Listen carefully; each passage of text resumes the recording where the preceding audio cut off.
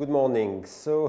We are now in the final run for this new StarSem launch with a Soyuz frigate launched from Baikonur to loft 6 Globalstar 2 satellites into their orbit. As you know, this is the 10th time that Arianespace and StarSem are going to launch Globalstar satellites since we began in 1999, 12 years ago, for the launch of 24 satellites of the first generation.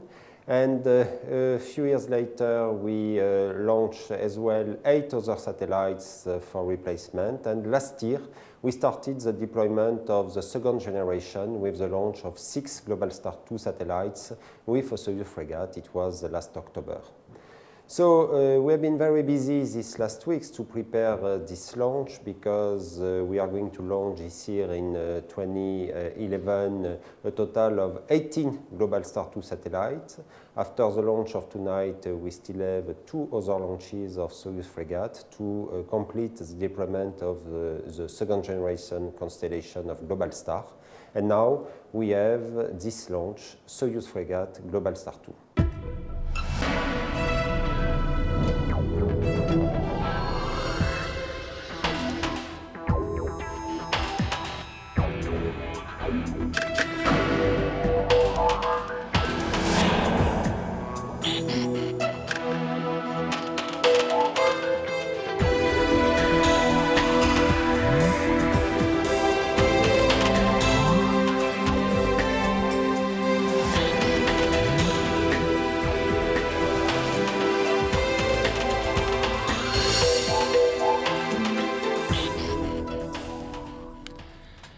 Welcome to the Baikonur Space Center.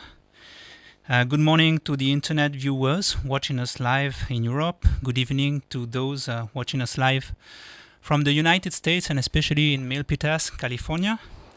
After solving the technical difficulty which prevented the launch to take place on July 11th, today is the second attempt of the 1774th launch of Soyuz, which is also the 23rd StarSem launch. I'm Jérôme Rive, I'm Program Director at Arianespace, and I will comment this launch with you today. So, as Mr. Le Gall said in his opening speech, there is a long tradition of cooperation between Arianespace, StarSem and Globalstar. There were already 8 launches in 1999 and in 2007 for the first generation of Globalstar satellites. And today is the second launch of the second generation satellites. The first one occurred on October 19th, 2010. But now let's have a look at the main features of tonight's mission on Soyuz with Globalstar 2.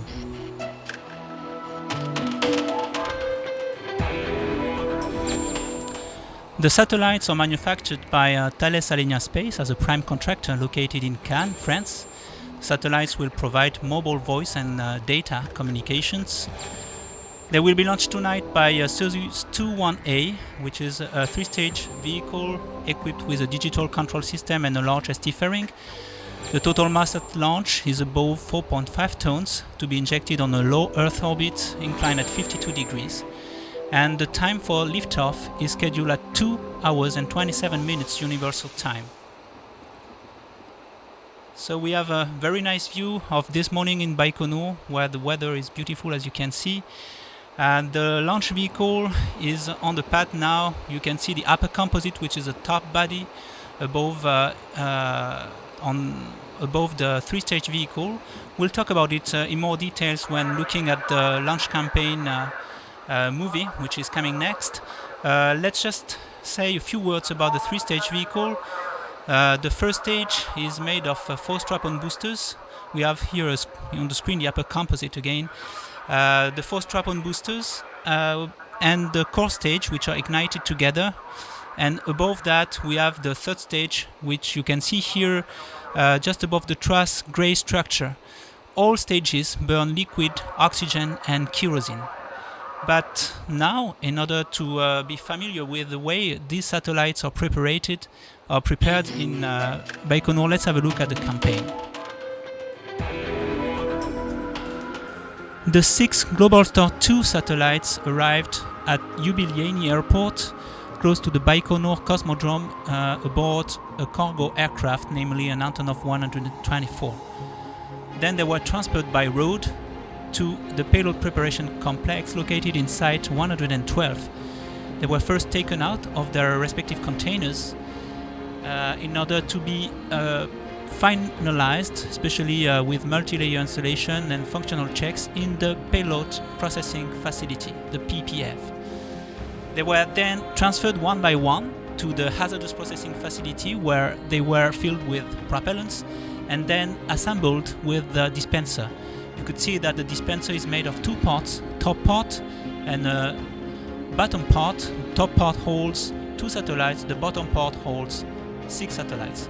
Then the stack, which consists of the satellites and the dispenser, was transferred in a dedicated container to the upper composite integration facility in order to be first mated on the frigate upper stage, which is the final stage of the Soyuz launch vehicle, enabling to inject accurately the satellites onto the required orbit. It burns hydrogen and nitrogen tetroxide. Then the full nose block, which is the assembly of all these bodies, was tilted to the horizontal before being encapsulated into the white ST fairing. After this operation has been completed, the upper composite is put onto a track, which is then trailed by the train in order to transfer it from Site 112 to Site 31, which is about 30 to 50 kilometers away, and where is located the launch vehicle assembly hall. This is the place where the upper composite is mated to the third stage, and then this module is mated to the rest of the launch vehicle, also named the packet, consisting of the first and second stages. And this is, at the end, a fully integrated launch vehicle which is ready to be transferred on its erector mast from the assembly hall to the launch pad. As you could see, a multiple satellite launch campaign like this one is rather complex to manage. It's also a challenge when performing system engineering tasks, but this is an expertise that both Arianespace and STARSEM have acquired through the years. Arianespace with its dual launch policy on the Ariane 5 rocket, which is the most powerful rocket of the fleet, the launch vehicle fleet, and Soyuz, STARSEM, of course, with the constellations, especially Globalstar, which the 10th launch is performed tonight, but also with other constellations, and especially the Galileo constellations, which is going to be launched soon, and especially with the first launch of Soyuz in French Guiana, which is going to be performed on October 20th, 2011. But on that point, let's have a look at the very latest news. May 20th, Arianespace successfully delivered 2 new telecom satellites, ST2 for Taiwan and Singapore and GSAT-8 for India. The mission, the third of the year, was the 44th straight success for the European launcher. In June, Arianespace participated in the SATCOM Africa trade show. The company helps develop telecoms for the continent, recently by launching RASCOM CAF-1R and NILSAT last year, and Intelsat New Dawn in April. Arianespace, ESA and the European Commission have announced that the first 2 satellites in Europe's Galileo GPS program will be launched by the first Soyuz mission from French Guiana on October 20th.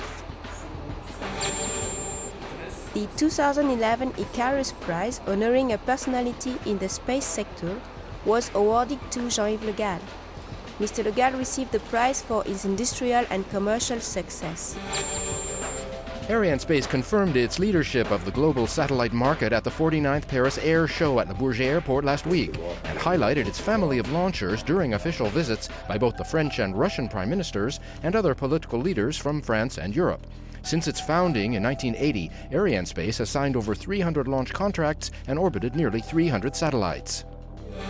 Also at the Paris Air Show, Arianespace signed to launch Astra 5B for SES. The 5.8-ton satellite will be delivered by an Ariane 5 in mid-2013. Welcome back to the Baikonur Cosmodrome. We are now less than 5 minutes from liftoff, and we're entering the final stages of the launch vehicle preparation. You can see here a view below the launch pad. A few seconds ago, frigate upper stage was switched on from the ground power supply to the onboard power supply, now relying only on its own batteries, fully autonomously. It was also the case a little bit earlier for the 6 Globalstar satellites. So all these bodies beneath the fairing are now relying on their own batteries to get power, and they are ready to be launched. In a few minutes, we're going to have also, as a major operation, the umbilical connection drop-off. The umbilical connection enables the ground support equipment of both frigate and the satellites to be monitored and controlled throughout the countdown. But let's now have a look at the last stage of launch vehicle preparation prior to the countdown.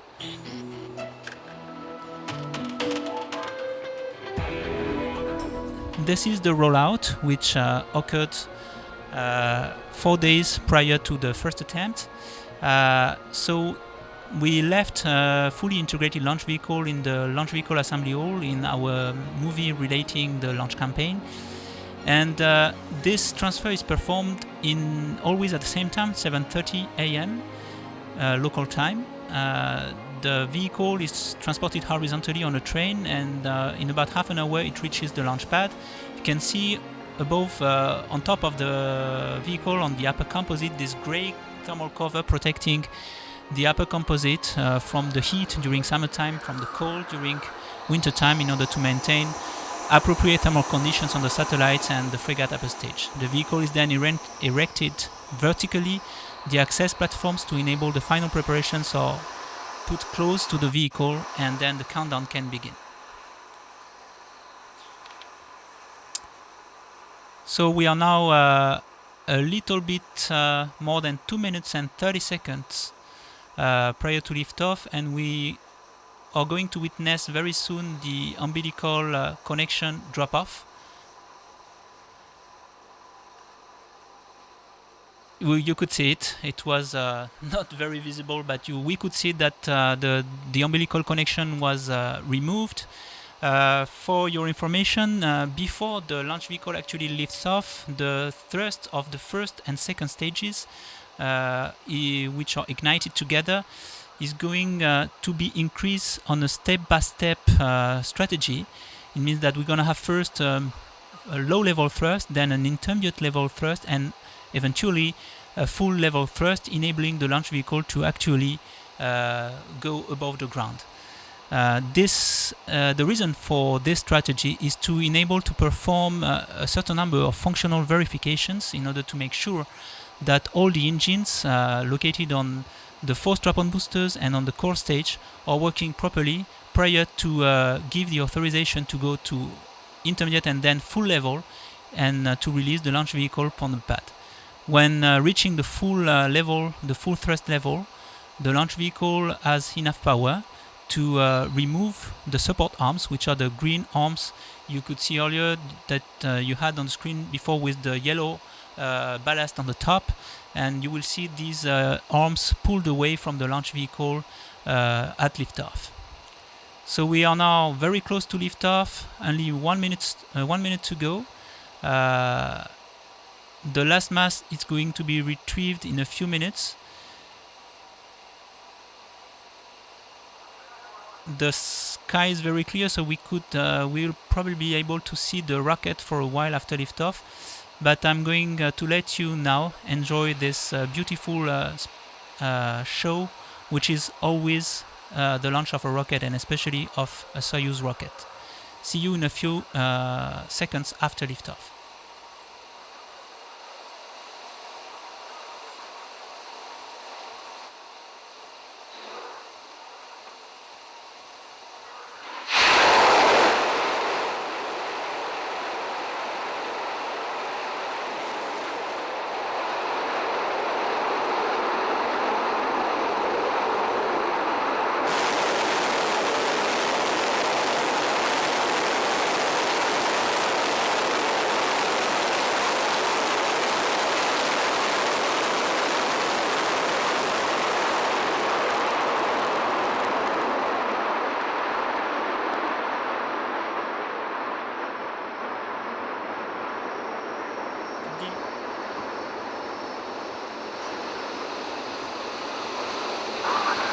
beautiful show indeed of this white rocket going up in the clear sky of Baikonur. You can see the first and second stages which ignited properly and now powering the rocket above in the sky. So according to the information I have from Baikonur, all parameters are nominal and the mission is going just fine now. The next step is going to be the separation of the 4 strap-on boosters, separation of the first stage, which is going to happen approximately at 2 minutes. For your information, the 3-stage vehicle is made by TSKB Progress in Samara, which is located about 1,000 kilometers southeast of Russia. The frigate upper stage is manufactured by NPO Lavochkin, which is located in Khimki, in the suburbs of Moscow. The ST fairing is also manufactured by TSKB Progress, and the dispenser, which holds the 6 Globalstar 2 satellites beneath the fairing, is manufactured by EADS Astrium in Europe, and mainly in Bordeaux and Les Mureaux in France. So we should reach soon the separation of the 4 strap-on boosters. We can see this. You can see the lights of the strap-on boosters going away from the main core. So we have the confirmation from the telemetry, which is acquired in the frigate flight monitoring center in Moscow, which is centralized in the monitoring center in Moscow. And then you can see that the second stage is still burning and going up. So basically the principle of the rocket is always the same. All the propellants on board every stage is burnt out, and once the stage is empty, basically it is jettisoned in order to remove as much weight as possible, to be as light as possible and accelerate as much as possible to go to the required, the targeted orbit. These stages fall down on the Earth in allocated drop zones, which are authorized by both the Russian Federation and the Kazakh state. These drop zones are safe zones where there is no inhabitants, in order to make sure that the launch can occur safely. We can still see the light of the second stage burning, which is now far away due to the very bright light. It's not as visible as it would be during a night launch, but you can see it yet. We are at 3 minutes and a half after liftoff, and the following step will be the separation of the second stage from the third stage. Remember, there was a truss between these 2 stages, and it's at the level of this truss that the second stage is going to be separated at approximately 4 minutes and 47 seconds after liftoff. So it's in less than a minute if the mission is still going on nominally, as it is said from Baikonur and from Moscow. So at the same time, or almost at the same time, there is going to be a separation of the aft cover, which is located on the third stage and protects the third stage engine from aerodynamic friction. This aft cover is not useful at the altitude which is now reached by the launch vehicle, and as soon as possible it is released in order again to save some weight. And also a few seconds after this event, the fairing will be jettisoned, because it is not needed any longer to protect the satellite and frigate from the friction due to the atmosphere at this altitude. So we are waiting for the confirmation of the second stage. Okay. The second stage separation has been confirmed. The third stage has been ignited. The aft cover was separated. And the fairing has been separated. I've got all the confirmation of all these events, which are simulated on the screen and of course are not visible any longer today. Sometimes it may happen though, but today with the light, which is very bright, it's not possible. So the third stage is now working nominally and going to inject the frigate upper stage and the satellites on the dispenser onto the targeted orbit. This will take about 5 minutes, and after that, frigate will perform a first burn with its main engine in order to inject the stack, the nose module, onto a circular parking orbit. It will stay there for about 1 hour until the second burn of frigate of the main engine of frigate is performed for a duration of about 1 minute and 20 seconds, which will enable to inject the satellite onto the final orbit, and then we'll wait for being back in visibility of the ground tracking stations before performing the satellite separations. First, the 4 bottom satellites. Second, the 2 top. First the 2 top satellites, and second, the 4 bottom satellites. We are going now to stop the video transmission since there is no visibility any longer, and we'll resume it in about 1 hour and 40 minutes when the separation of the satellite should occur. But before we let you go and give you an appointment within an hour and a half, roughly, please let's have a look at a replay of the beautiful liftoff we had a few minutes ago.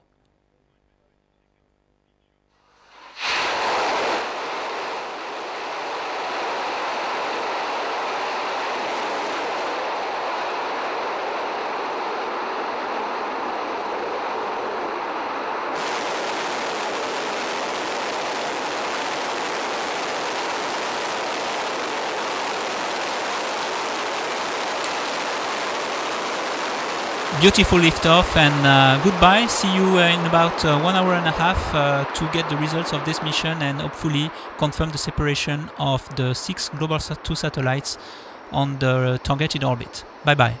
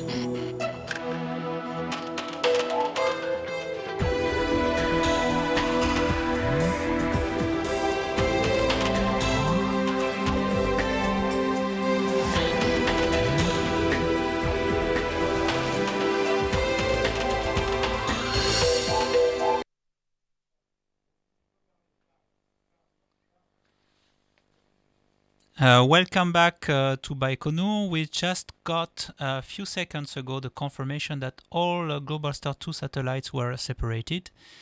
First the 2 top ones, and second the 4 bottom ones. A frigate is working nominally as far as the information are coming from the frigate flight monitoring center. So it's another success for Soyuz, and we're gonna have soon some images as a summary of what happened earlier. So we're gonna have a replay. First, we had the beautiful liftoff in the light of Baikonur. Beautiful day there, as you can see. The last mass was retracted. Then the main engine, the engines of the first and second stages were ignited, and we had the liftoff. As usual, in 3 steps: low level, full level, intermediate level, and full level.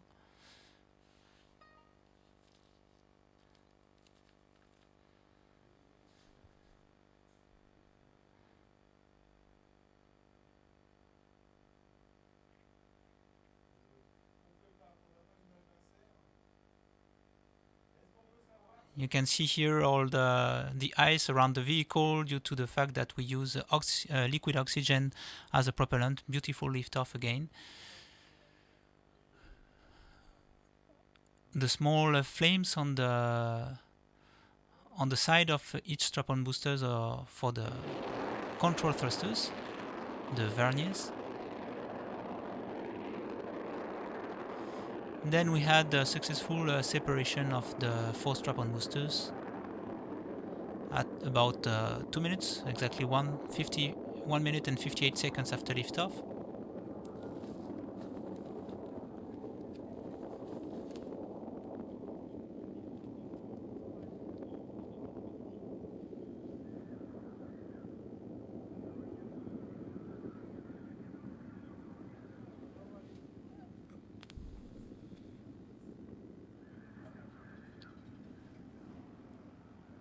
We're gonna have a summary of the following sequence following the liftoff. So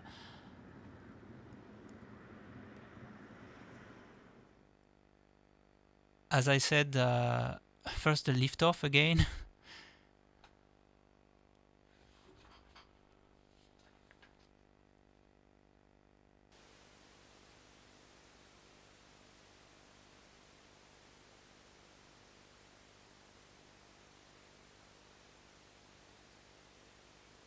Then the first stage separation, which you can see here with the 4 lights going away from the main core. Then the second stage separation, ignition of the third stage, separation of the aft cover of the third stage, fairing separation, injection of frigate and the nose module onto a parking orbit. Then on the final orbit, separation of the 2 top satellites and separation of the 4 bottom satellites. So we are now back in Baikonur. We are waiting for the final declarations of Mr. Jean-Yves Le Gall, Chief Executive Officer of Arianespace and Starsem, and of Mr. Gallagher, who is the Globalstar 2 Program Manager for Globalstar Incorporated. So a few minutes before the declaration for this new success of a Soyuz vehicle, the 23rd successful launch performed by Starsem, and the 10th successful launch performed for Globalstar, the second for the second generation satellites. 2 other launches are to be performed before the end of this year for 12 additional satellites in order to have an operational constellation by early next year.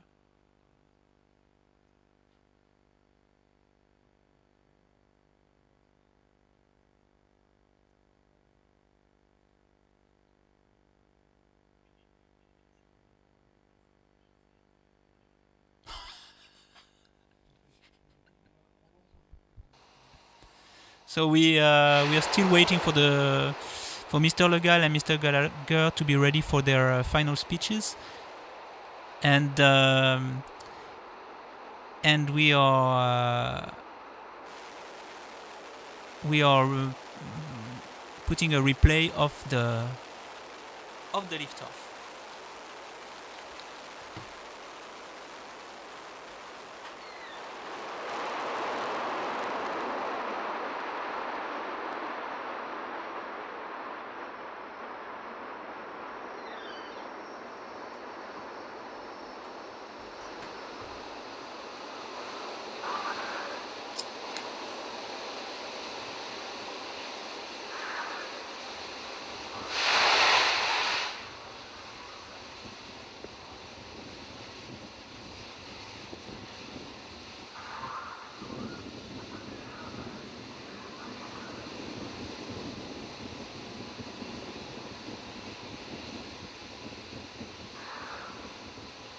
I'm very proud to share this great achievement with all of you.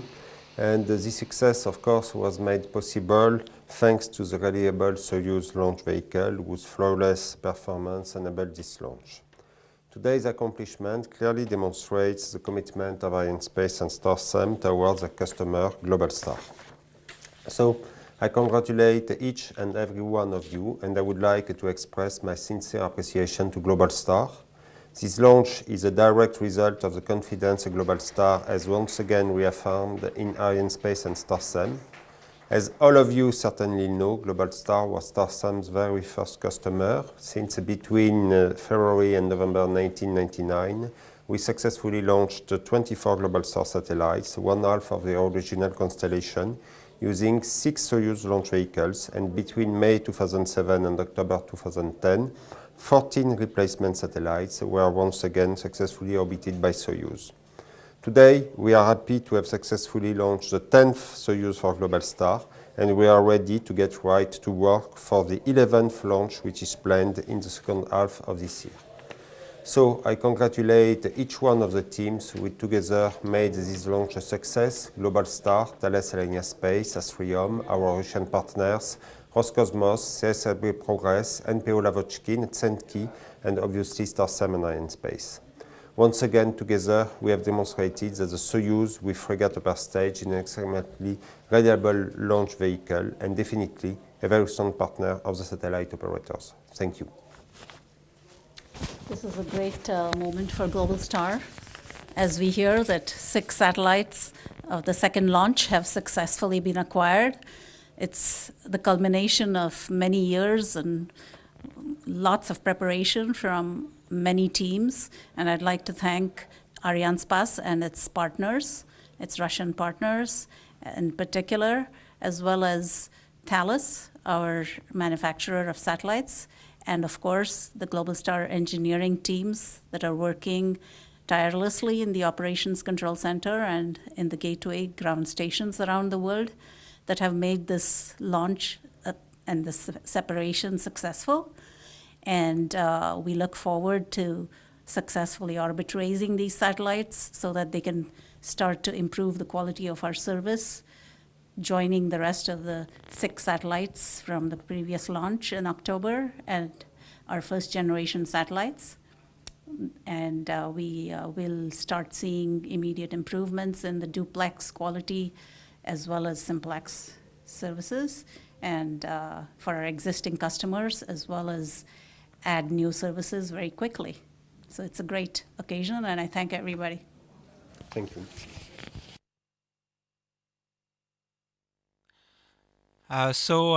Another successful launch for this mission.